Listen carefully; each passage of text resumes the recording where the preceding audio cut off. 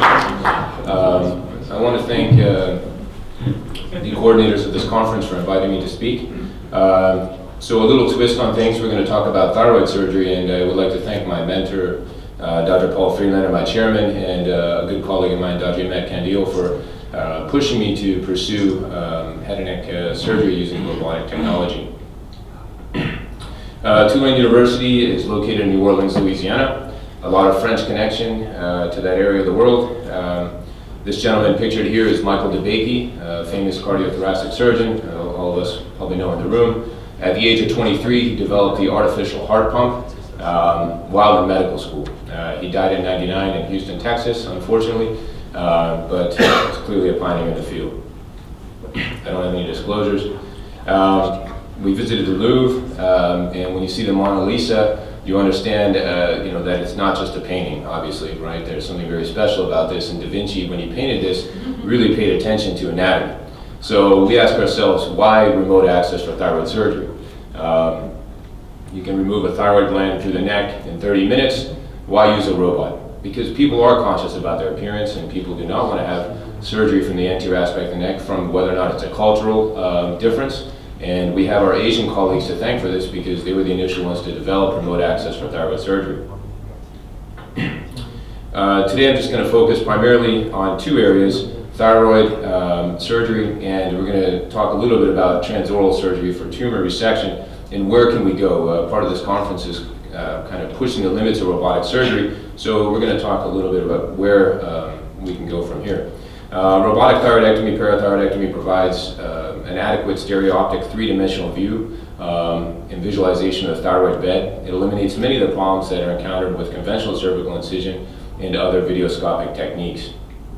A single remote access technique to reach the thyroid and parathyroid glands through a retroauricular incision is really what we're going to talk about and focus here in this talk.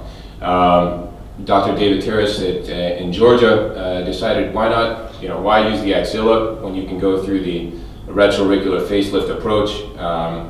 So we reviewed our experience at Tulane University, and part of our surgical experience using the robot includes torus, thyroid, parathyroid. We've completed lateral neck dissection with the assistance of Dr. Kang, who's visiting us from Korea. So we have quite the experience from a head and neck perspective. We conducted a prospective study from December 2012 until October 2015. We looked at patients with benign and suspicious thyroid nodules. The nodule size had to be less than 4 centimeters, or a patient with a single localized parathyroid adenoma. Some of the exclusion criteria: patients with advanced Graves' disease, you don't want to have extensive bleeding during this procedure; large or retropharyngeal goiters, not real amenable to this procedure as well; patients with metastatic disease or any evidence of infection. And obviously we're involving the thyroid, so we're always concerned about injury to the recurrent laryngeal nerves. What did we look at? We looked at patient demographic, total operative time, IBL, intra and post-operative complications, the length of the hospital stay, and final path. We always monitored the recurrent laryngeal nerve during surgery, and we reassessed the function of the nerve 1 to 2 weeks post-operatively. All our patients were placed in supine position for this procedure, and we always, in all our thyroidectomy, use a nerve monitoring tube. The surgical site was prepped in usual sterile fashion. We did shave part of the hairline posterior to the hairline to gain access to the thyroid bed. And I'm going to show you a brief video. So part of this procedure is we're showing that we use a retroauricular approach, and if we have somebody who's concerned cosmetically about their thyroid incision, we offer some patients a contralateral incision, and Jesse's looking at me like, wow. Okay, so in some patients who are that conscious, we actually performed a neck lift in these patients. So we're presenting 6 of these patients here as well. So I'll go ahead and start this video here. So get your thyroid removed and get 20 years looking younger on your age. So here you can see this is a classic post-auricular incision. The wound bed is infiltrated with 1% lidocaine with epinephrine. We always perform an intraoperative ultrasound to assess the thyroid and make sure we're not missing anything.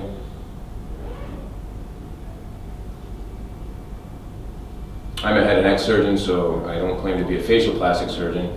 So we involved our facial plastic surgeon as well. to see if we could do anything different with our technique. Here we're using facelift scissors and elevating a flap anteriorly over the sternocleidomastoid muscle. We don't routinely identify the greater auricular nerve, which can be a concern in this procedure. At this point, a large flap has been elevated.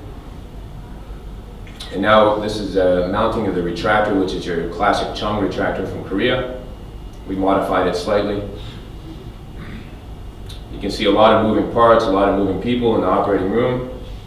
I don't think there's anybody else left in the hospital, but so here's the docking of the camera. So the superior pole of the thyroid gland is dissected here and ligated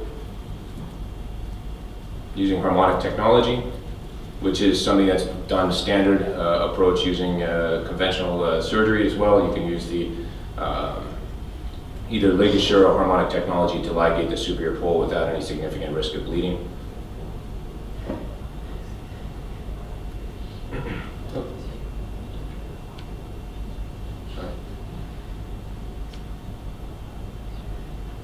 Here we are identifying the recurrent laryngeal nerve. This is the parathyroid gland, superior parathyroid gland.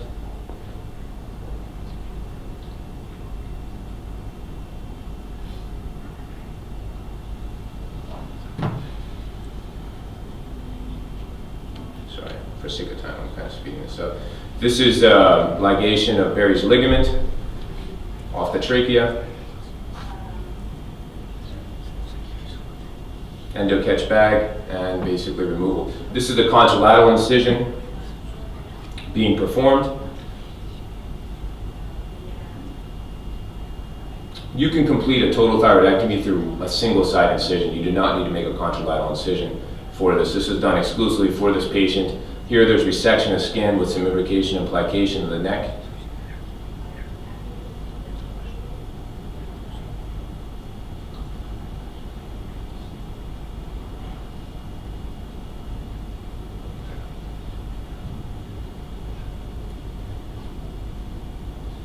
We place a drain posterior to the incision.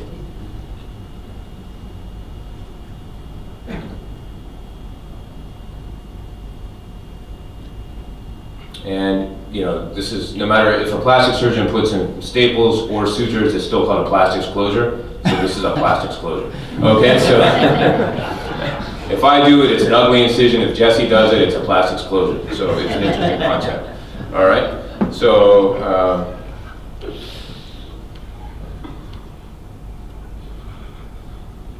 So our results, we had 38 patients that we performed a retroauricular incision in. And interestingly enough, all were females. Age was approximately 44, so not a lot of cervical rhytids in this particular group, but we had some patients that were above that who did benefit from additional neck lift surgery. Our results, hemithyroidectomies were 30, completion thyroidectomies included 7 patients, and parathyroidectomies we had 1. EBL was approximately 19 cc's. Total operative time 156 minutes without neck lift surgery, 189 minutes with neck lift surgery. Complications, is this safe? We had 3 seromas, some hyposthesia from the greater auricular nerve. Transient hoarseness was resolved. We didn't have any recurrent laryngeal nerve injury, and there was a hematoma that was self-resolved in a patient. And a second one that we had to take back to the operating room for a washout. We didn't have to convert any of these cases intraoperatively to an open procedure. And these are preoperative and postoperative pictures. And you guys want to know about the neck. Again, very subtle, but can be, in the right patient, can be beneficial. So no evidence of neck injury, there's no ecchymosis. Nobody would really know besides the patient that she had, and her hairstylist, that she had thyroidectomy. Conclusion, single incision robotic assisted retroauricular hemithyroidectomy and parathyroidectomy can be safely provided to a certain population of patients. If you need to do a neck lift in the patient, you can do that as well. Any questions? If we can hold questions, I'm going to actually go to the second talk. Thanks. Yeah.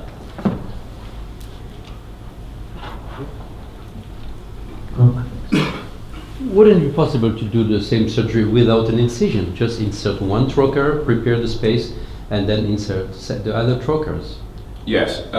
So, you know, insufflation of the neck has resulted in some complications, including insufflating the neck. Basically, patients that developed subcutaneous emphysema extending into the chest.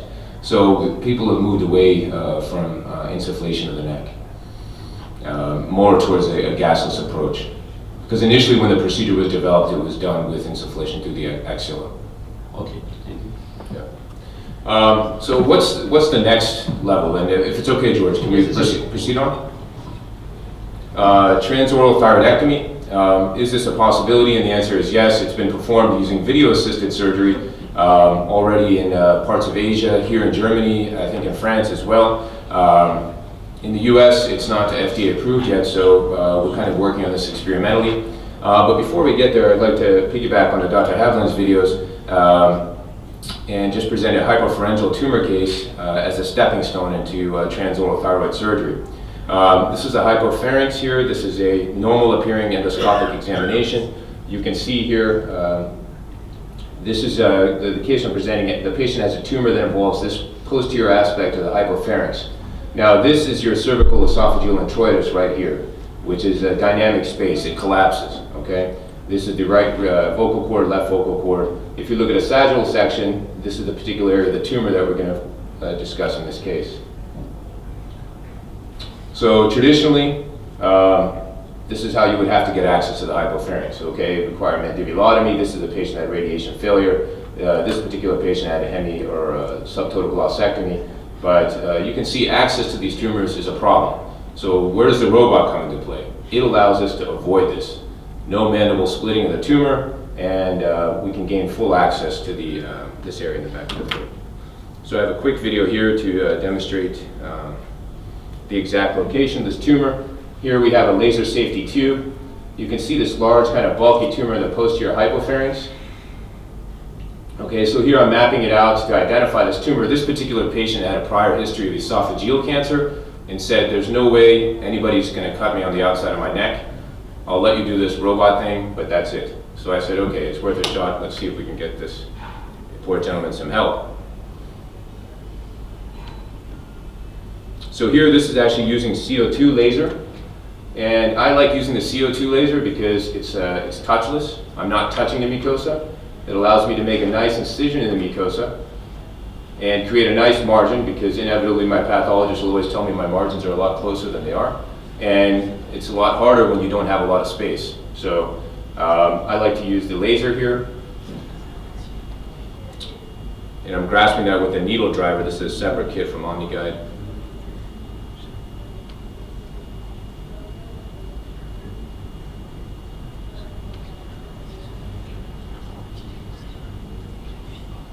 And I'm going to take this dissection down to the prevertebral fascia.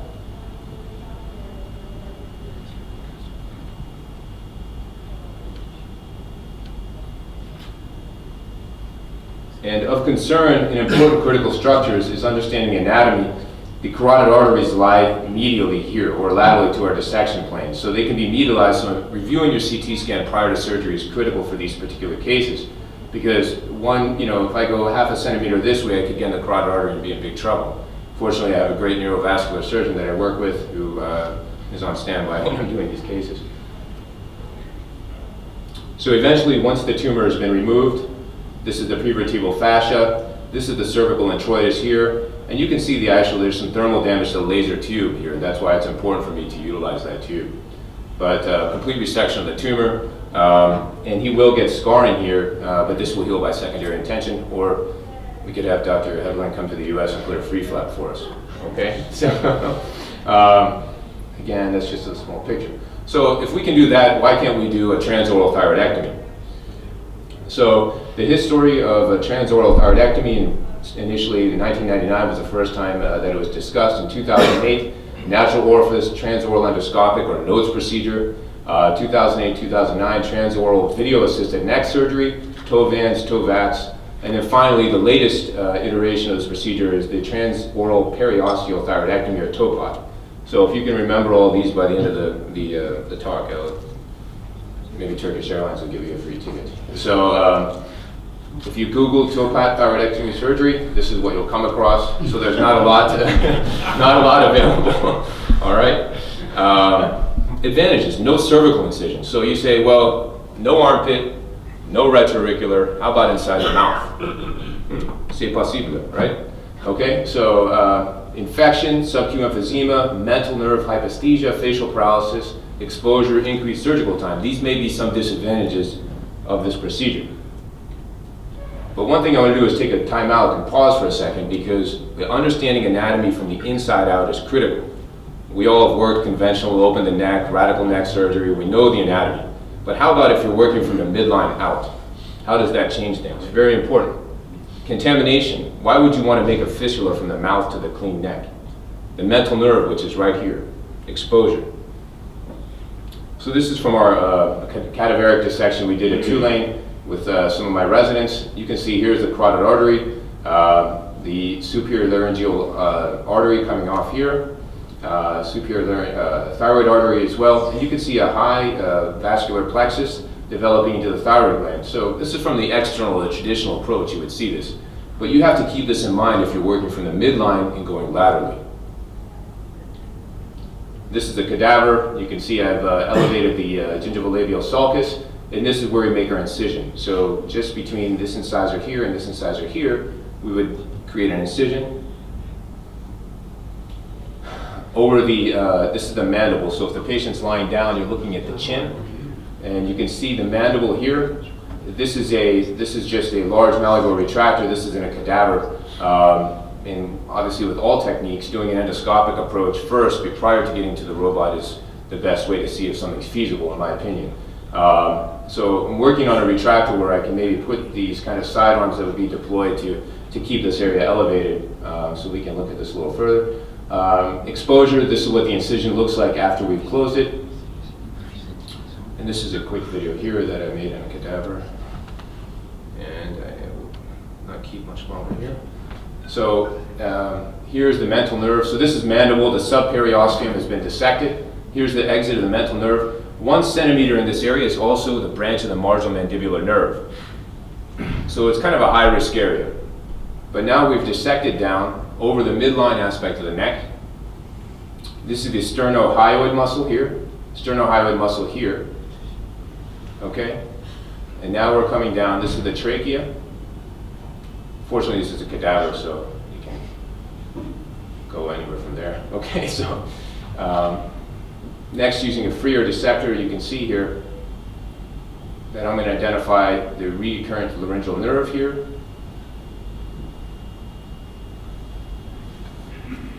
Here's the recurrent laryngeal nerve entering into the cricothyroid joint, and this is your thyroid gland. So access from this standpoint is not a problem. Getting the access, creating that corridor, is the initial exposure, and the risk of mental nerve injury is kind of the biggest limitation for this case. But you can see a nice view of the recurrent laryngeal nerve. See this here?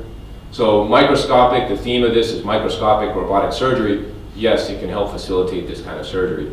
Finding the ideal patient that wants to undergo this procedure and risk mental nerve injury and potentially facial nerve paralysis. In addition to recurrent laryngeal paralysis, you have to find the ideal patient and sell this case and be very proficient at it prior to doing it. This is typically what robotic placement would look like for this particular case. It looks like a lot in a small space, and it is. This is actually a pig, you can see here. And this is in a patient. Multiple trocars into the oral cavity. What about results? So if using video-assisted surgery, the biggest problems here that we talked about earlier, this is a nice study out of Korea, where they looked at 8 patients where they did video-assisted or endoscopic approach. All patients resumed oral intake, so they were able to eat with an incision in the mouth. The problem here is that 6 months, they had sensory disorder around the chin. So if you have numbness around your lip, that can be a major problem. They had 1 patient with recurrent laryngeal nerve palsy and no infection on antibiotics for 3 days. The most recent study was out of Korea. It involved 4 patients where they took basically their animal studies and translated them to the operating room. They had a total of 4 patients, 3 mental nerve paresthesias, improved by the 4th week, no infection or no recurrent laryngeal palsy. So it's certainly feasible, and it's going to be certainly a potential wave of the future. So transoral thyroidectomy in select patients may offer a safe alternative if performed by experienced surgeons. Currently in our practice, we're still working on cadaveric studies to understand the anatomy a little bit better before we involve patients in this type of procedure, if we're going to involve them in this type of procedure. Okay, so I was talking to Dr. Selber earlier, and somebody has removed a thyroidectomy from the trachea. I don't know how, I haven't seen any pictures, but I saw there's a paper on it. I don't understand that still, but you know, so the future is there, and you know, minimally invasive surgery is arising. But you know, maybe in 20 years somebody will say, you know, this is how we do it. I don't know, I'm not sure.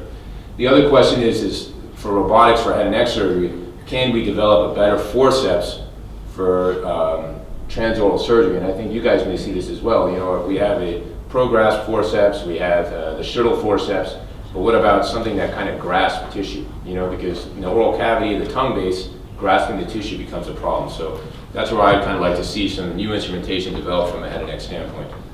That's it. I think I went over my time. Thank you.